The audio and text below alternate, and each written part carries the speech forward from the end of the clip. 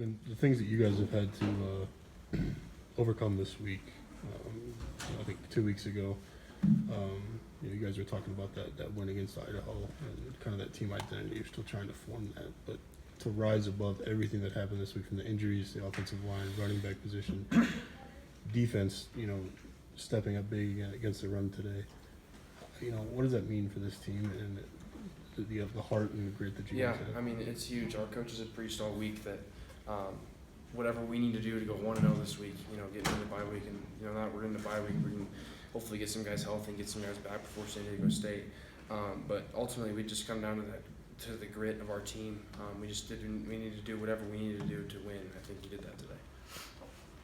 In your role this year as a senior, do you take any extra effort during the week to get some of the as many young guys as you have going now? Do you personally interject yourself at all to them?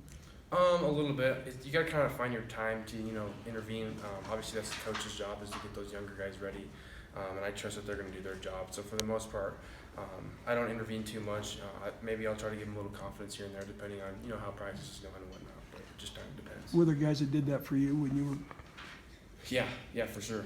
Like Lucas Walker and DJ May were the two biggest. They were senior linebackers, and I kind of got thrown in the fire, so to say, and played my redshirt freshman year. So they definitely helped me with my confidence, especially when times were tough and I didn't know what I was doing. So they scored 10 points there in that first quarter, and then you guys shut them out second quarter, outscoring 26-0 that quarter. Really seemed like you guys took hold in that second quarter. Was there anything that changed in that quarter in particular that made you guys so effective?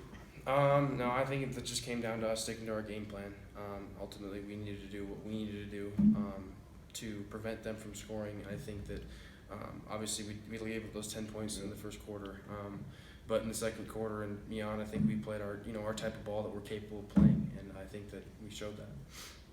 When they made the quarterback switch, was that a different style that you guys had to prepare for? Or? He's more of a thrower.